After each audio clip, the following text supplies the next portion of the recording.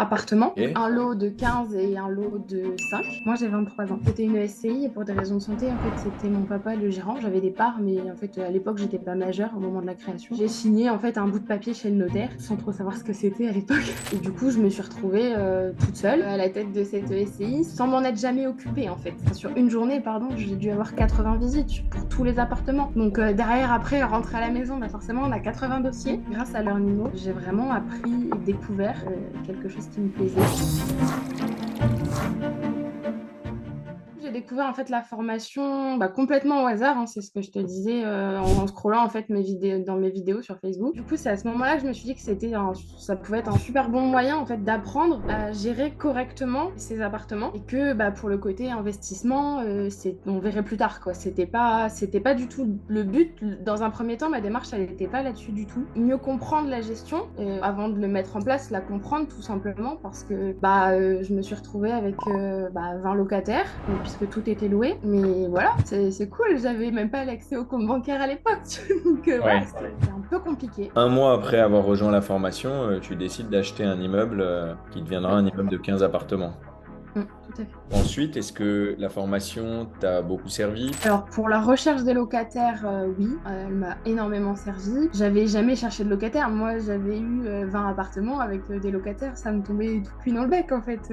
La fiscalité, ça m'a aussi beaucoup aidé puisque en fait, on se posait la question de savoir s'il fallait qu'on refasse une deuxième STI, si on investisse en nom propre, si on continuait sur la même société, si on faisait autre chose aussi, enfin complètement. Donc voilà, là-dessus, ça nous a aidé. Après, sur les travaux en eux-mêmes, le module est très bien fait en fait. Tu ne faisais pas partie de l'incubateur Learnimo. Est-ce que tu penses que tu aurais fait l'acquisition de cet immeuble? Est-ce que tu te serais lancé dans ce chantier? Alors, non seulement j'aurais pas investi dans cet immeuble, je me serais pas lancée du tout dans ce chantier, mais les deux premiers immeubles de la SCI, je pense que je les aurais revendus.